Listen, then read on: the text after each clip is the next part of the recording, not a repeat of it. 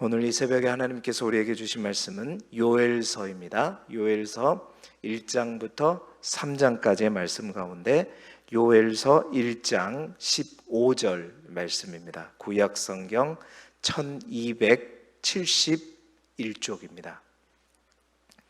구약 성경 1271쪽 요엘서 1장 15절의 말씀입니다.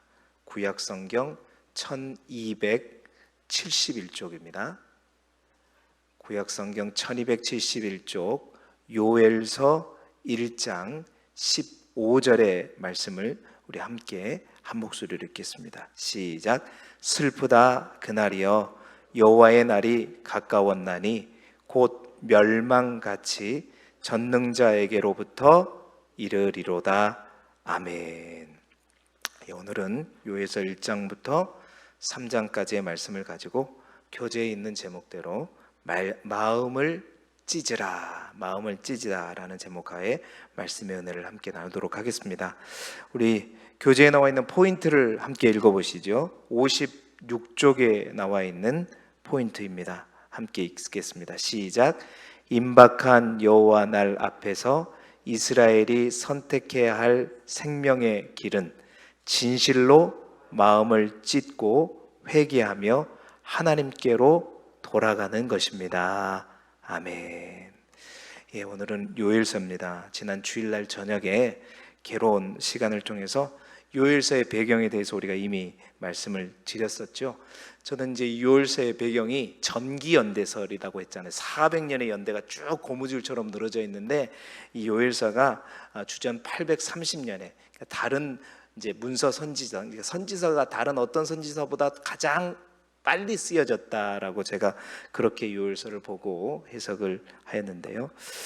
여러분, 그 당시 남유다는 아달랴라고 하는 여왕에 의해서 바알 종교가 들어와서 그 어느 때보다도 타락하고 또 하나님과 멀어져 있을 때, 그때 있었던 메뚜기에 의한 어떤 재앙과 또 설상가상으로 덮친 가뭄으로 인해서 정말 남유다라고 그 땅이 심각한 어려움과 재해 또 재앙 가운데 있을 때에 이 요엘 선지자가 등장해서 이 메뚜기 재앙과 이 가뭄으로 인한 이 시대의 이 상황이 우연한 어떤 자연 재해가 아니라 하나님이 보여주시는 여호와의 날의 징조다라고 선포하면서 이 백성이 돌이켜서 회개하지 않으면 우리가 진짜 더 큰 재앙을 만나게 될 것이다 라고 예언했던 선지자가 바로 요엘 선지자라고 말씀을 드렸습니다.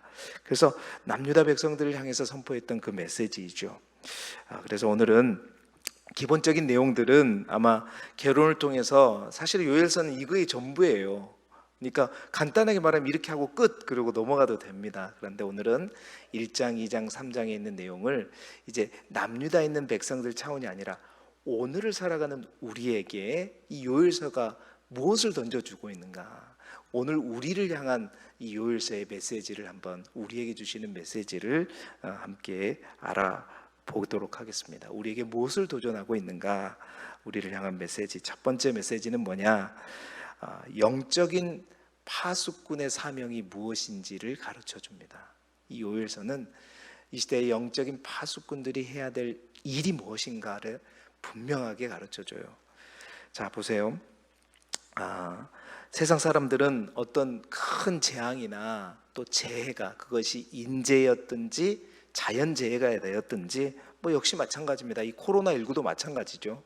이런 어떤 재해를 바라볼 때 정말 운이 없어서 또 어쩌다 우연히 발생하고 뭐 우리가 자연을 훼손시켜서 발생하고 다 맞는 얘기고 또 그럴싸한 얘기고, 딱 세상 사람들이 바라보고 이것을 해석하는 이제 원리들이 있죠. 여러 가지 분석을 하고 그러죠. 그러면서 어떤 사람들은 결국 재수가 없어서 우리가 이런 사고를 만났다, 이렇게 판단하지만 우리 믿음의 사람들은 이미 알고 있지 않습니까? 그것이 어떤 일이든지 세상에서 발생하는 모든 일에 우연이란 있다 없다? 없죠. 그러니까 어떻게든 우리의 잘못일지라도 하나님이 막으시면 안 되는 거예요. 그러나 그것들의 모든 것에는 하나님이 그것이 하나님의 뜻과 하나님의 섭리가 작용하지 않으면 하나님은 전능하신 분이 아니거든요. 어찌됐든 우연이란 건 없어요.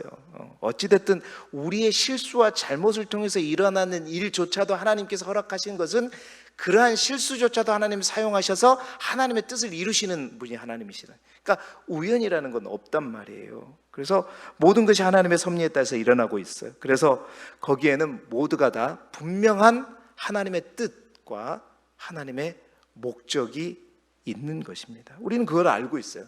그렇다면 이러한 사실을 누가 깨달을 건가, 이 시대에? 누가 알아낼 것인가?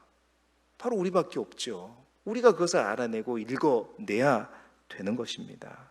그래서 우리는 이 시대에 영적인 파수꾼이다라고 얘기하고 있는 거예요. 여러분, 파수꾼이란 사명은 무엇입니까?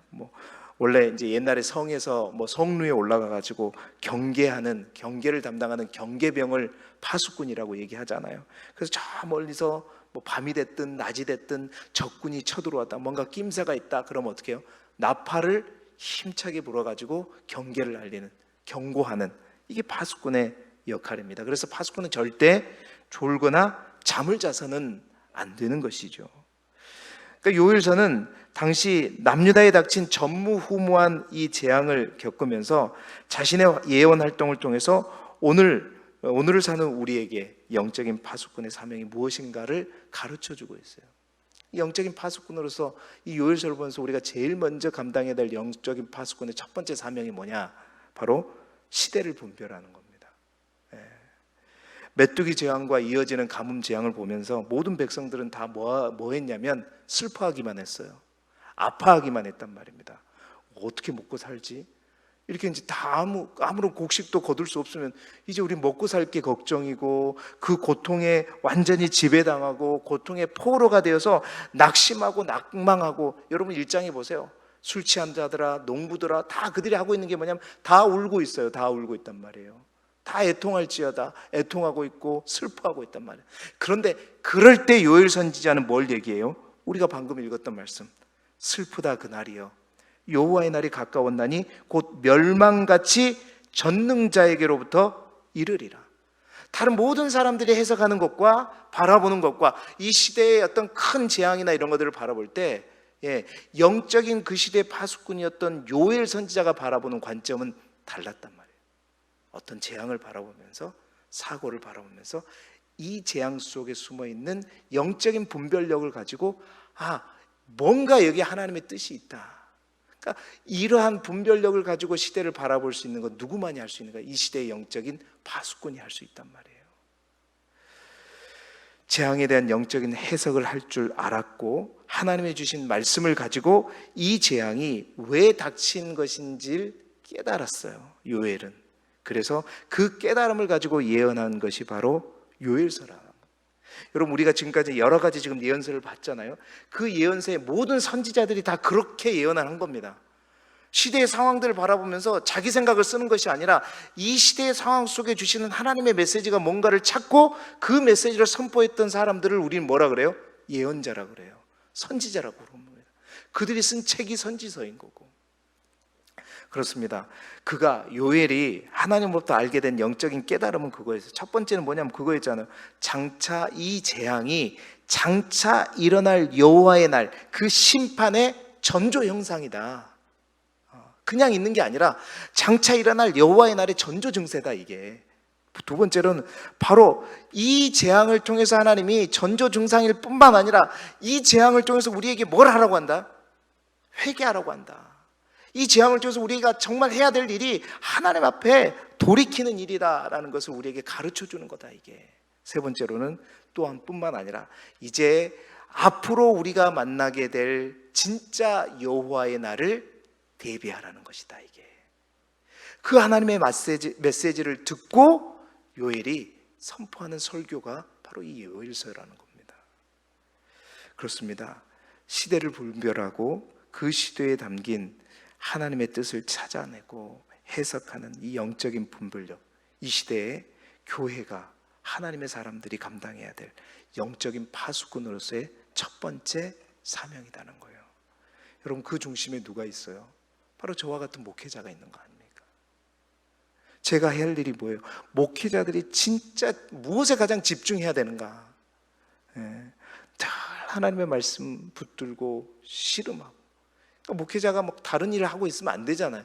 무엇보다도 가장 중요한 것은 하나님의 말씀을 날마다 붙들고 씨름하면서 하나님 앞에 기도하면서 정말 이 메시지가 지금 이 시대에 우리에게 주는 말씀은 무엇인가? 이 시대에 맞춰서 해석하고 그것을 적용하고 또한 길 잃고 딴 곳으로 가는 많은 이들에게 그들에게 선포하고 깨닫게 해서 돌아오게 할 수 있는, 이게 목회자의 가장 큰 사명이죠. 영적인 파수꾼으로서의 사명입니다. 그런데 현실은 어떤가? 정치하고 사업하고 돈 버는데 열한이 되어 있고 그런 여건과 상황들이 또 안 되기 때문이잖아요. 목회자가 온전히 그런 사역들을 감당할 수 있도록 여건이 허락되지 않기 때문에 제가 시골에 와보니까 많은 목회자들이 먹고 사는 것부터 먼저 걱정을 해야 된단 말이에요. 작은 교회들은. 그러다 보니까 그런 사명들을 온전히 감당할 수 있는 여력이 없어요. 어떻게 그 사역을 감당하겠어요? 그러다 보니 딴 길로 가게 되고 다른 것에 한눈 팔게 되고, 또 어떤 목회자들은 너무나도 그거에 이제 막 심취하다 보니까, 그러니까 하나님이 주신 지혜를 가지고 영적인 하나님의 어떤 그 분명한 어떤 성령의 깨달음으로 그것들을 전해야 되는, 함부로 말하고 막 자기 생각이 하나님인 것인 양 막 말하고, 이런 어떤 역효과들이 발생하고 있다는 거죠. 여러분, 그렇습니다. 하나님이 주신 깨달음과 하나님의 지혜로 이 시대에 흘러간 모든 사람들은 그냥 세상의 관점과 생각으로 이 시대를 바라보지만 영적인 관점과 하나님의 뜻과 목적을 찾아서 그것들을 전해줄 수 있는 게 1차적으로 목회자의 사명이지만 여러분들의 사명이 그래요. 여러분의 가정에 어떤 일이 일어났다. 사람들은, 여러분의 가족들은 이거 재수가 없을라는 게 별일이 다 일어났다. 우리는 그러지 말아야 된다. 이 속에 하나님께서 원하시는 뜻이 무엇일까? 왜 이런 일이 일어났을까? 그냥 쉽게 예수 안 믿고 그러니까 벌 받은 거야 이렇게 함부로 말하지도 마시고 정말 하나님 앞에 기도하면서 그 뜻이 무엇인가를 바라보고 분별할 수 있는, 이게 시대를 깨우는 영적인 파수꾼으로서의 역할이란 말이에요. 목회자뿐만 아니라 여러분 모두가 그러한 사명을 가진 자예요. 자, 그래서 요일서가 가르쳐주는 이 시대를 깨우는 영적인 파수꾼으로서 두 번째가 뭐냐? 깨달았으면 어떻게 해야 돼요? 이제 나팔을 불어야죠. 여러분 2장 1절을 보십시오. 시온에서 나팔을 불며 나의 거룩한 산에서 경고의 소리를 질러라고 되어 있어요. 깨달았으면 어떻게 해요? 담대하게 그걸 어떻게 해? 전해야죠. 하나님이 주신 말씀을 사람 눈치 보고 또 반응을 보고 이럴 게 아니라 누가 뭐라 그래도 어떻게 해요? 하나님이 주신 말씀은 담대하게 전해야 되는 거예요. 말씀을 선포해야 되는 거예요. 그래서 교회를 향해서, 세상을 향해서 지금 이렇게 가면 안 됩니다. 우리가 돌이켜야 되는 것입니다. 이렇게 가다가 우리 모두가 큰일 나는 겁니다. 우리가 제거되는 것입니다. 지금이 위기이고 정신을 바짝 차려야 됩니다. 이렇게 선포할 수 있어야 되는 거예요. 교회는 우리 모두가, 정말로 우리 모두는 영적인 파수꾼일 뿐만 아니라 영적인 나팔수가 되어야 되는 거예요. 파수꾼의 나팔은 한 사람이 부는 나팔이지만 그 나팔은 수백 명과 수천 명을 살리는 생명의 소리가 되어지는 거예요. 믿지 않는 가정에 나를 먼저 믿게 한 이유가 무엇일까? 나만 예수 믿고 천국 가라는 뜻이 아니라 정말 나의 처한 위치 속에서 하나님이 나를 왜 그 자리에 세워졌는지 날마다 인식하고 정말 끝까지 포기하지 않고 정말 우리 가정을 향한 하나님의 뜻을 분별하고 정말 하나님이 주신 마음 간절히 하나님 앞에 정말 기도하며 하나님의 지혜를 구했을 때 하나님이 주신 그 깨달음을 가지고 선포해야죠. 들을 때까지 또 그들이 움직일 때까지 말해야 되는 거예요. 이게 우리의 사명이라는 겁니다. 세 번째로 요엘은 어땠냐? 나팔을 불었을 뿐만 아니라 여호와께 부르짖었다. 여러분, 나팔만 불고 무책임하게 구경하는 것이 영적인 파수꾼이 아니라 1장 19절 상반절에 보십시오. 여호와여 내가 주께 부르짖으오니. 선지자는 먼저 하나님께, 자신이 먼저 하나님 앞에 부르짖어 기도합니다. 하나님 어찌 이런 일을 행하십니까? 이 모든 재앙을 돌이켜달라고 먼저 파수꾼이 먼저 하나님 앞에 기도하는 거예요. 간절히 기도하는 거예요. 하나님 붙들고 씨름해야 돼요. 여러분 왜 기도해야 합니까?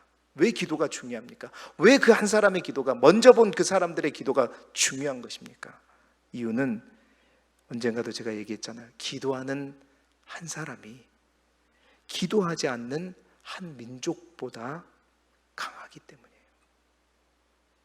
기도하는 한 사람이 기도하지 않는 모든 가족들보다 위대하기 때문이에요. 하나님을 움직이는 것은 다른 게 아닙니다. 우리의 기도가 하나님을 움직이게 하는 거예요. 우리의 간절한 기도, 부르짖어 기도한다는 말은 간절한 마음으로 먼저 우리가 하나님 앞에 기도할 때 하나님이 움직이시고 하나님이 일하시고 그 한 사람의 기도가 믿지 않는 한 민족의 어떤 것보다도 강하고, 왜? 하나님을 움직이기 때문에. 그래서 여호와께 파수꾼은 열심히 시대를 분별하고 나팔을 불 뿐 아니라 뭐예요? 여호와께 부르짖어 기도해야 된다는 거예요. 네 번째로 회개를 촉구해야 돼요. 자, 그렇게 기도하고 나서 그가 해야 될 마지막 일은, 이제 하나님께서 답을 주셨다면 그 답을 할 수 있도록, 실행할 수 있도록 계속해서 촉구해야 되는 거예요. 자, 그 답이 하나님이 뜻을 돌이키는 회개라면 회개를 촉구해야 되는 거고, 그 답이, 하나님의 답이 믿음을 가지고 그대로 돌파하는 것이라고 하면 돌파할 수 있도록 촉구해야 되는 것이고, 또한 끝까지 버티는 것이 하나님의 뜻이라면 믿음으로 인내하면서 어떻게 해요? 끝까지 버티는 거,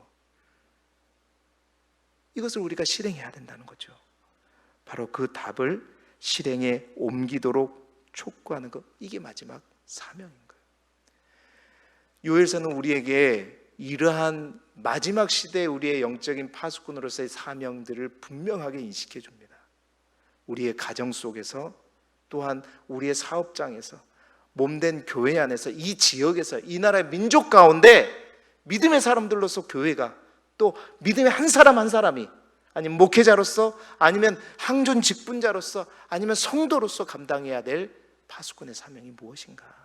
시대를 분별하고, 정말로 분별하였으면, 깨달았으면 정말로 나팔수가 되어서 부르짖을 수 있어야 되고, 또 간절히 그러면서도 하나님 앞에 기도하고, 그리고 실제적으로 그 하나님의 답을 찾아서 갈 수 있도록 촉구하는 것, 이게 우리의 사명이죠. 코로나19라는 팬데믹 속에서 교회가 해야 될 것이 무엇인가? 이 시대의 어두운 정치적 현실을 바라보면서 정말 우리가 태극기 들고 광장에 나가는 것보다 더 중요한 것은, 그것은 세상의 방법이고 세상 사람들이 바라보는, 내가 태극기 들고 나간다, 그것도 뭐 의미 있는 일이 될 수는 있겠지만 그 방법이 내가 이 시대를 바꿀 수 있다는 생각을 갖고 있기 때문에 그런 거죠. 내가 하는 게 아니라 누가 하는 거예요? 하나님이 일하시도록 움직이도록 하는 사람들이 우리잖아요. 우리가 무엇을 해야 되는가, 이 시대에 분명하게 요엘서는 우리에게 가르쳐 준다는 거예요. 두 번째, 요엘서가 우리에게 주는 귀한 메시지는 뭐냐? 회개의 능력이 얼마나 큰가를 가르쳐 줘요. 요엘서는 그렇습니다. 회개의 능력이 얼마나 큰 능력인가, 우리가 정말 이 회개의 능력을 회복하라, 이게 요엘서가 이 시대에 우리에게 주는 또 다른 메시지예요. 선지자는 우리가 보았지만 2장 12절에 너희는 이제라도 금식하고 울며 애통하고 마음을 다하여 내게로 돌아오라. 이제라도 그랬어요. 여러분, 이제라도란 말은 뭐예요? 이미 하나님의 심판이 지금 유다를 향해서 확정이 되었지만 아직 그 심판이 실행되지 않은 한, 확정을, 하나님께서 마음을 확정하였지만 그게 실행되지 않았다면 이제라도 늦었다, 늦었지 않았다?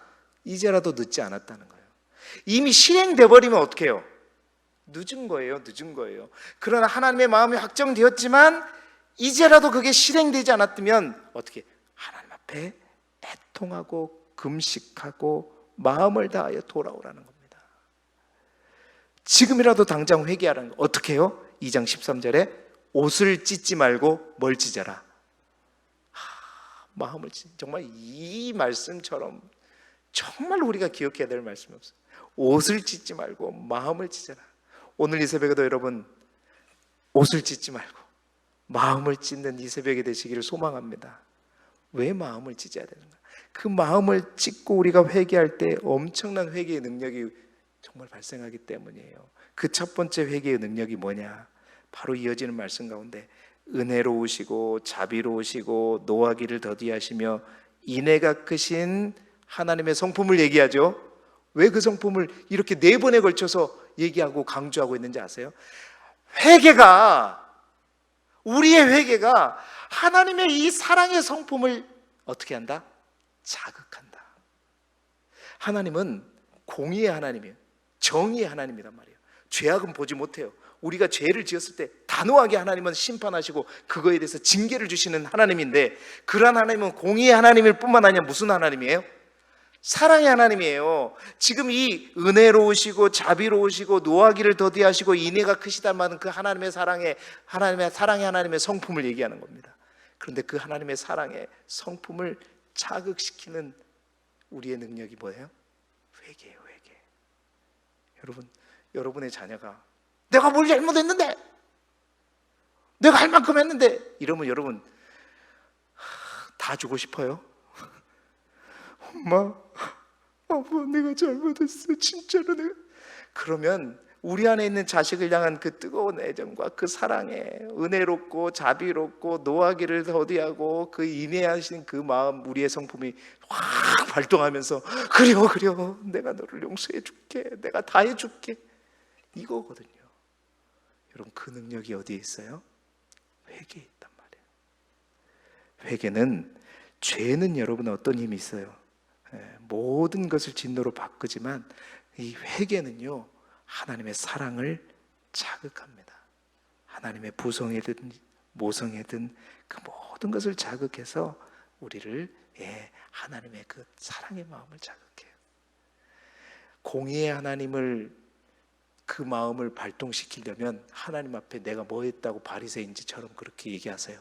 그러나 하나님의 그 사랑의 마음을 자극하고 싶은 사람들은 세리처럼 주여 내가 죄를 지어서 주님 앞에 설 수가 없습니다, 그 마음으로 갈 때 하나님의 그 인자하신 마음이 발동하고 그 마음으로 우리를 덮어주실 줄 믿습니다.